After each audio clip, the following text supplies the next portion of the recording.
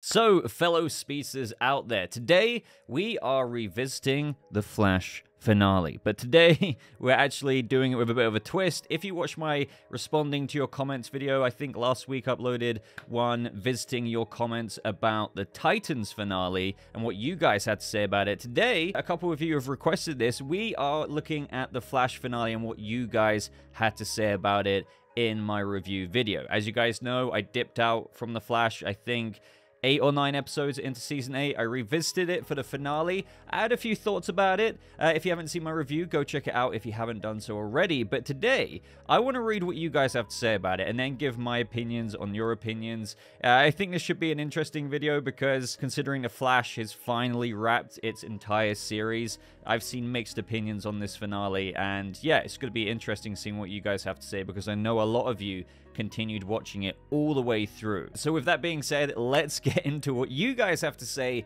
about The Flash's series finale, expand on whatever we go on to cover today in this video comment section, and just give this video a like if you do go on to enjoy it. So the video is up, uploaded 3 days ago, 15,000 views, not so bad. Coming back to The Flash, not so bad, but what do you guys have to say? Instantly, we have Defender of Minorities. So I want to say, initially, we're going by top comments. These are the most upvoted comments from you guys in the community out of this entire video comment section. So at the very top, with 174 upvotes, we have Defender of Minorities saying, Nora killing an evil version of her dad and having nothing to say about it was wild.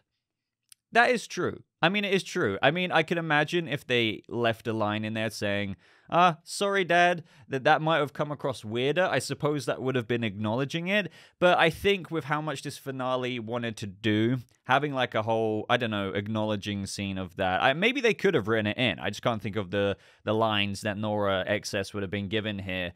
But yeah, maybe they could have extended that scene with Savitar. I would love to know what you guys think about this. Do you think that it should have been acknowledged a little bit more that technically Nora shanked her dad in the back with Savitar's claw? Up next with 87 upvotes, Andy H says, Boba, I love The Flash, Eric Wallace. I love Cecile, Chester, Allegra, and Keone. Flash and Iris are okay, I suppose. I think this is from the part in the review where I was saying, you know, I might say this about the episode, I might say this about the show, but I love Barry, like the Grant Gustin Flash. I really like Iris. And obviously, the Eric Wallace response here in this somewhat made-up conversation saying, I love Cecile, Chester, Allegra, and Keone. One criticism I have seen consistent even with me not watching The Flash from even other reviewers I like to pop in, keep updated from time to time, is that apparently Eric Wallace just gave so much to these side characters, which isn't always a bad thing in of itself, but a lot of the fans in many of the scenes or graphic novels, if you want, got to the point of kind of eye-rolling with how much the main character, the Flash, and even some of the bigger characters like Iris weren't being utilized as much. So I assume a lot of you can somewhat relate to Andy's comment here. Marcus Yee says, this was a finale. One moment I liked was Barry's final run, but this episode had me baffled. The villains were nerfed so hard. That is true. I'm sure there's going to be more comments about that. The acting was worse than I expected. Okay. I don't know why Zoom was moving his head like a pigeon towards Godspeed in their first interaction. That's what I was kind of getting at. So in my review for the finale, I said Teddy Sears is great. I think he's a good actor. I said back in the day, or whatever I said in my review, is that he's a very emotive actor, which is fair enough. He's quite emotive and expressive with his body language as well. But I said that the scene in the Negative Speed Force felt a bit cheesy. You know, when Godspeed came in and he's just like, who dare interrupt my vengeance or whatever. And then, yes, this is what I was on about, but I didn't want to hit it too hard on the head or seem way too harsh. But that is what I was on about as well. You had Zoom occasionally going up to Godspeed and be like, come on, man. Yeah, you know, that's dangerous to cross me. You know, it was just a bit... This is what I meant. A lot of the scenes, other than Welzabard's lines, were cheesy. I feel like, to be honest, considering Tom Cavanaugh, I think... I'm not saying it's starting to get old, but we've seen Welzabard so much, but he had the coolest lines in that scene. He didn't kind of like overact it that I felt like Godspeed did, and dare I say it, even Teddy Sears did a bit. But, you know, it's almost a bit more palatable with Teddy Sears' Zoom, because he is just kind of, you know, he was a bit like that back in the day, but I think with the whole team-up scene with the negative Speed Force users, that rubbed it a bit more in our faces. I don't know. It wasn't a huge deal, but let me know if you kind of agree that Teddy Sears' Zoom, as he kind of says here, like, I wasn't the only one who noticed it. Marcus G says, I don't know why Zoom was moving his head like a pigeon towards Godspeed. Anyway, continuing on. And Cecile and Joe's engagement gave me Oliver plus Felicity plus Barry plus Iris wedding vibes. And since when could she fly? Maybe it would have been better if they... Okay, so since when could she fly? This is something that I'm seeing people interpret in different ways. They're saying that this could be the future Cecile brought back to present day, because we saw Cecile in the future with the suit. She could do all this stuff. I mean, it's her future self. Nobody aged in those scenes in that episode. That's another thing people were poking fun at. And I get it. Like, come on. Like, you could have done something with other people other than Iris. But this isn't a review of that episode. But this is what I mean about The Flash. It's like, come on. Like, you could do that, right? But people were saying, okay, so maybe Nora brought Cecile back, because we had Nora rush in, save her dad from Cobalt Blue, sending the final javelin or spear or whatever it was, the Speed Force spear. But then all of Team Flash just spawned, and you had Cecile there, Virtue, in like a full get-up, and she just flew away. Now, to my understanding, and this is what I mean by two different interpretations, I thought this was just Cecile, but they weren't really doing the thing of, oh, we're not really going to explain how she got the suit. Maybe Chester made it for her off-screen, you know, in between episodes. You know, she saw her future suit, so now she knows what it looks like, so she gets it made in 2023 or whatever time this is in The Flash. How can she fly, though? That is another thing. Has she just, like, because she entered and projected herself into future Cecile mode in that one episode, does she just kind of retain that information on how to fly in this episode? It's not answered. It's one of those things where you do not ask questions. But let me know, having said that, if you think that this was future Cecile brought back with Nora, she evidently traveled back in time to be here in that final fight to defeat Savitar, or do you think it's really present-day Cecile? And the thing is, if it was future Cecile, what was present-day Cecile doing if it was the future one brought back? I don't know. So I'm guessing it's present-day Cecile, but there's not really any answers as to how she got into like full 2049 mode. Maybe it would have been better if they brought in Wally and Bart again. I think the actor behind Bart, I don't know if there's scheduling conflicts or whatever. I don't know with regards to Wally and Keenan Lonsdale here. Would at least make sense for them to take on the evil species, because I can't believe Cecile and Allegra easily took out Godspeed and Eobard. That was one hell of an experience. Now, to be fair, I do agree. I've seen like arguments for and against with this, but I do agree. These are season-long arch enemies, big bads of previous The Flash seasons. And, you know, when you stretch them out to a whole 22-episode length season, like back in the day, it is just inherently unbelievable that you get a Team Flash member to just defeat them like that. Now, the arguments for it is that I guess some of them are very powerful. I mean, look at Keone. She's basically a goddess. We have Cecile's Virtue. And then we have Nora. I suppose she's a speedster and she defeated Savitar. But even with that being said and done, I get that the finale kind of wanted to get past that, but also bring them in. So instantly you have a bit of a writing conundrum there with, you know, doing a bit of a disservice to these villains being defeated so easily. You could say, oh, but the heroes kind of pulled it together and just it luckily worked out with all of those other evil speedsters getting done in there and then by Team Flash members. But no matter what defenses you have, I feel like no matter what, it's kind of like, you know, you're poking holes in it and the water is seeping out. It is quite hard to, I think, sell the way they delivered each speedster being defeated in that final battle. But let me know. Let me know what you guys think of that. I ultimately feel like, you know, it's just when you evaluate it, like Zoom doing all those little, you know, charging up his own lightning, he could have just ran over to them, right? And snapped Chillblade's neck, this, that, and the other. I do suppose that if Zoom tried racing over to Keone, she still would have done some weird goddess type thing. But this is where it becomes like, you know, a bit plot armory and convenient that no matter what Zoom could do, well, he was doomed either way. Edit, also, what is up with all the species using their Speed Force powers like Black Lightning or Palpatine? Not an issue I have with just this episode, but just in recent seasons. I just wish they could have been more creative. I agree. I said that in my review as well. I know it's fairly comic book accurate with certain powers that they've shown through that of the Speed Force, but it's just going a bit too far beyond, like, you know, when you've had seasons in the past with Reverse Flash come in, and, you know, you could say that Barry didn't know how to do some of these powers back then. Fair enough. But what about Reverse Flash? He's been around since forever. He comes from the future. Why couldn't he do these powers back then? Well, the real world excuse is, well, they didn't put these effects in it back then. They didn't use the Palpatine lightning. It's as simple as that, right? But then Eric Wallace came in. He wanted to make lightsabers, you know, Speed Force throwing darts and stuff like that, whips. And again, I know it's in the comics with certain things, but I feel like they went a bit overboard with it. So Hellstorm says, my complaints for the series finale. Cobalt Blue storyline with Eddie Thawne should have started in episode 8 and could have shown Eobard Thawne's early years alongside with Eddie right when he ended up in 2049 after going through the Singularity. It was rushed and most people agree. His lightning should have been blue just like the comics. Yeah, that would have been cool. I get that they wanted to show the evil speedster's lightning all being from that of the negative Speed Force, but I do feel like they could have done that because Cobalt Blue, the crystal, they could have just blamed it on that. Hey, he's still negative Speed Force-esque. He's the avatar of the negative Speed Force, but hey, he's just super powerful, so it's gone blue. Or maybe when he started taking all the speed from, you know, Reverse Flash KO'd Zoom's avatar, it could have then turned blue because he was going to crazy levels. I don't know. The suit was perfect and definitely more fight scenes with him and Barry. Cecile's future self didn't need to be in the finale, but I get why she was in it like that. But was it really her future self? We don't know. Cisco not being in the scene with Eobard attacking Chester made zero sense because it would have paid homage to season 1 between those two. It would have been pretty cool, but apparently Carlos Valdez just, you know, couldn't make it for some reason. I think there is a legit reason that he revealed, but yeah, for some reason or another,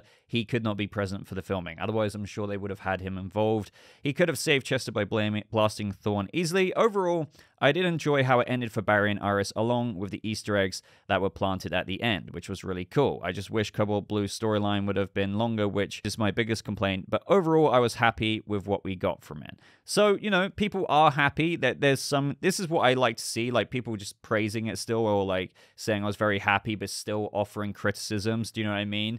It doesn't have to be you either love it or you hate it. You can still enjoy things whilst having constructive criticism and feedback for writing, for this, that, and the other. So as we go down, we have a comment from BCW Games saying the Nora that was there with Jay Garrick wasn't Speed Force Nora. It's actually Joan Garrick, who is Jay's wife on Earth 3. Although they are both doppelgangers of Barry's parents, they are able to exist here because Barry's parents are no longer alive.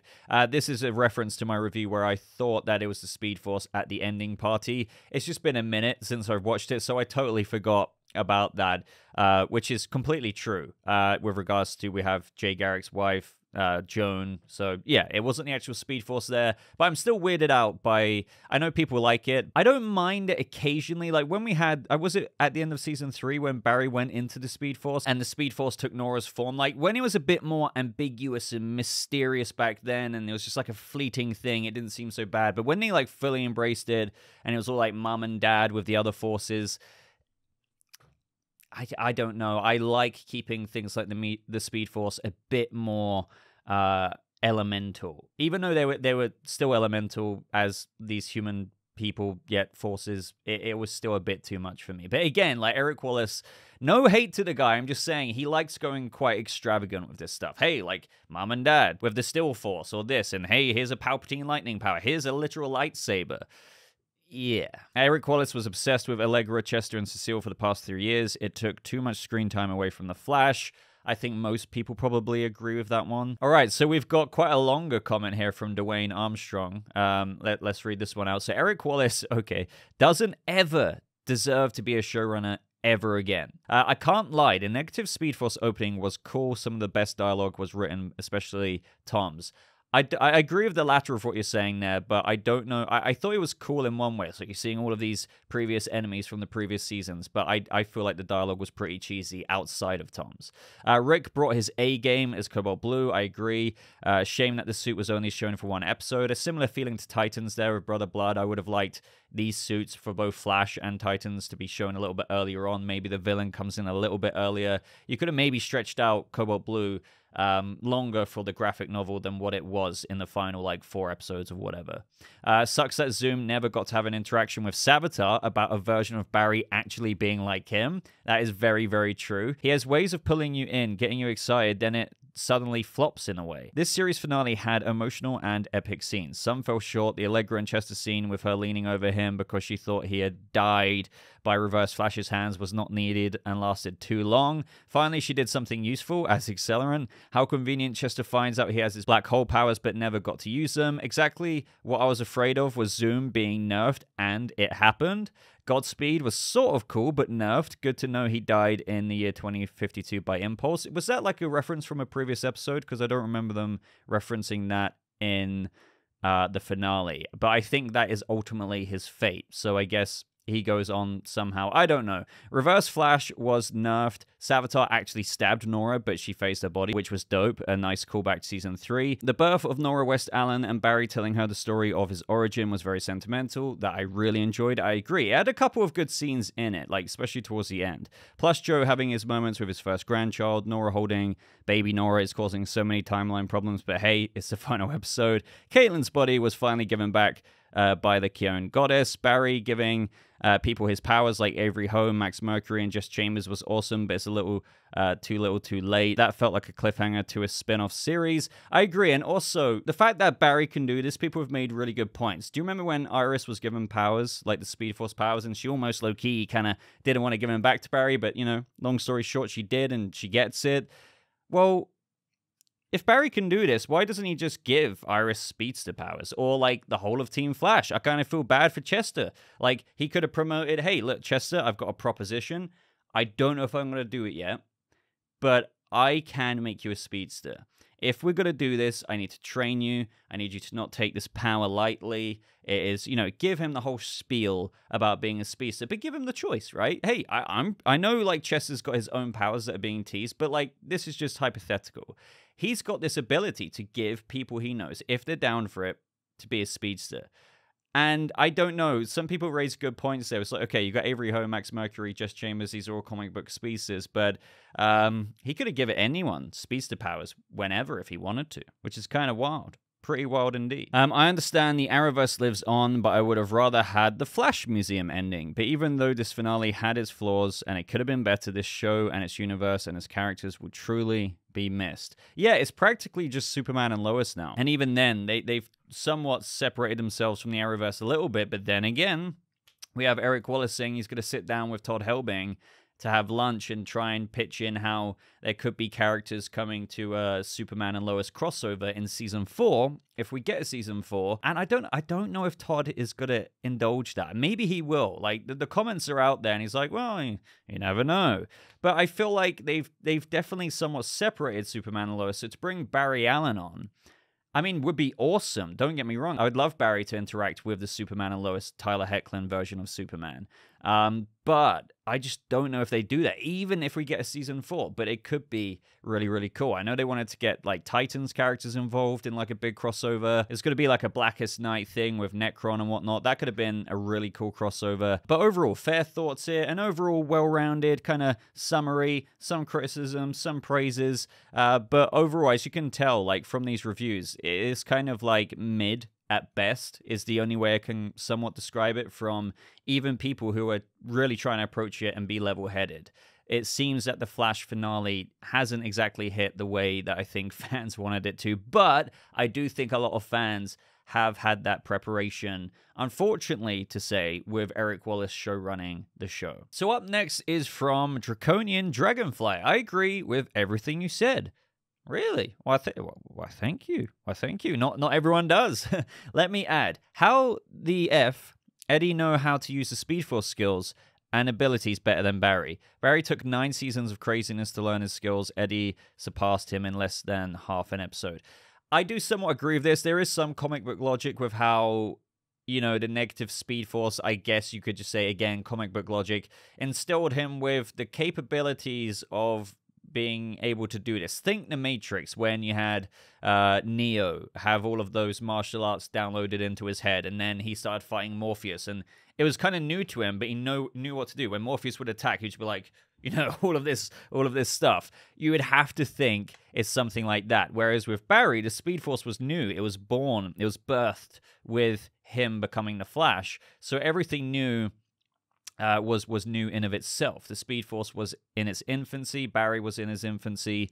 So I guess that had a bit of a linear learning curve, whereas Eddie, I don't know, I guess 9-10 years into the future, the negative, I don't know, it goes across time and space, so I don't really know. Don't ask questions, Draconian Dragonfly. That is the way to go about this, unfortunately. So, from Batman himself, he says, I've never been more disappointed by a series finale. It spits in the face of fan-favorite villains, celebrates characters that are pretty much universally hated, has a final battle that is resolved way too quickly. I mean, I do agree with that one. Ends by setting up something we'll never get to see. What a joke of a way to end off a 9-season show, and not just that, but an entire TV universe. I genuinely have no clue how Eric Wallace did not get fired. I mean, I don't think, with the latter of what you said, the Flash Season 9 finale had the responsibility, or should have had the responsibility, to end off the Arrowverse as a whole. I know that's been another topic of conversation. People wanted, like, Legends incorporated in there. But to be fair, I know some people wanted resolution with Batwoman or Legends and the cliffhanger that had, but the Flash show isn't beholden to that. It is closing its own show. But with everything else you just said, I mean, you know, I think a lot of people are somewhat feeling the same with regards to the final battle being resolved too quickly. The side characters taking up a lot of screen time. And as Quinn Boyd even says here, I've only just barely skim-read it. The speeds to the team up should have been a 4 or 5 episode arc at the very least. I agree with that. So there was so much wasted potential regarding team dynamics. But I do agree. Like, imagine if those speedster villains came in a lot earlier, and maybe there's some limitations here with, you know, I know Grant got COVID, this, that, and the other, but if you had them causing trouble, so let's just say they came in 3 or 4 episodes before that, instead of through the portals at the very end. So again, it's going back to what I said like a few minutes ago, if you started the Cobalt Blue arc across like much more episodes. Instead of like a 4-episode graphic novel, make it like 2 graphic novels worth, or like 8 episodes for a graphic novel. You could have had them like causing all of this anarchy over Central City, really like stripping down Team Flash. And I know this is a bit of a cliche thing that the Flash has done before, like basically break them to their core, and so in the finale they can like burst through and win the day and have it as a series finale. I still feel like that momentum, that build up of Zoom terrorizing like the CCPD across multiple episodes, Savitar trolling, Eddie, all just like using them as instruments until he finally comes into the fold and is like, yes, it was me, Barry, or something like that, would have been better than just introducing them in the final episode, for them to not only just be introduced, but also swept off the board by other side characters. It's just, yeah, it's rushed. It's rushed, and they're big characters to not diminish in such a fleeting and quick way. Random Eric Thing says, remember when defeating the Reverse Flash took the combined efforts of the Flash, Firestorm, Green Arrow, and the expertise of Caitlin Snow and Cisco? Or when he was the overarching villain of Legends of Tomorrow Season 2, where he one-shotted several characters in an instant? I do, and to be fair, that was like Flash years and years ago, and Barry is more powerful now, but I do agree. Yeah, when you're not consistent with the big bads and they dissolve within a single episode like they did in the series finale, you can't help but critique it like that. It is true. DG says, thanks for the review, Boba. This was a real throwback to the good old days. Also nice to make a cameo in the vid intro. You're here now as well. The finale and season 9 as a whole was lame, but just wanted to see the end for completionism's sake. We are the Flash. Iris West Allen. May we never forget. So Quinn Boyd says again here, damn good point there, especially since Barry used Savitar's lingering love for their parents to temporarily convince him to stand down in the 3rd season finale. See, I can't remember that so well, but yeah, this is going back to my comment in the review I made for the series finale about, would Savitar really work with these other species? Probably not. Even with their united front to like take out Barry. Even though Savitar would like to do that himself, I don't know, because it's still Barry. Yes, sure, he's like dark side Barry in a way, but he's still lived through most of the events of what Barry had up until season 3, right? Or even longer, technically into the future, right? And I don't know if he would do that. And as Quinn is saying here, especially since he used Savitar's lingering love for their parents to temporarily convince him to stand down in the 3rd season finale. Kumo says, they should have just had Barry share his speed. We know he can do it. It would have made sense. I agree. Like, he could have empowered all of Team Flash with it. And you could say, oh, but, you know, the Lightning chose them. Oh, no, but Barry said he chose at the end. Like, he chose those people. So when the Lightning was floating around, he's like, now I get to choose. you know, I'm pretty sure he knows that Cecile's a good I mean, I know she's got her own powers, and this is me getting a bit pedantic here. But again, it's a Chuck thing. For the past few seasons, Barry could have done this, and Chuck would have probably made a cool speedster. He might have been a bit newbie, like anyone would be. But yeah, I guess one way of doing it is that he could have imbued everyone with speed. It's a bit Thor... Love and Thunder for me, though. You know, at the end with how he, like, imbues everyone with the power of Thor, and it's just like, well, if he can do that, could he not do that in Endgame and just give everyone Thor powers to take on Thanos? Do you see what I mean? It's like, where do you stop at that point? And even introducing it in the first place is a bit of a mistake. Cecile flying is basically if Charles Xavier was flying around. The powers don't make sense. She has mind powers. That's a good point. I've never thought of it like that. How does Cecile fly? She's got, like, these empathic powers. But, like, how does she, like, just float with the mere emotion? I don't know. Does she have to get, like, super angry and it's just, like, I don't know.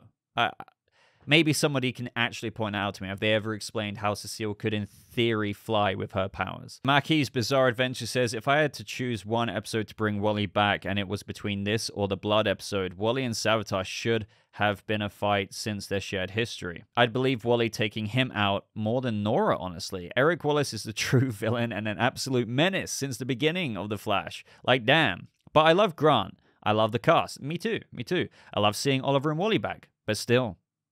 Damn. And I think what's up next is what I was referring to. Like, you had the Red Death arc, and then you had, like, this meandering graphic novel, and then the final part. So Shadow Strike says here, I wish they pulled an Arrow and have the final season be a tribute to the show's history, bringing back old characters and everything. Instead, we get 2 out of 13 great episodes, a shoddy Red Death arc, 4 filler episodes, and a middling final arc where the show gets renamed Cecile and her pathetic friends, featuring The Flash sometimes. Thanks, Eric Wallace. You murdered my favorite show. Oh, God.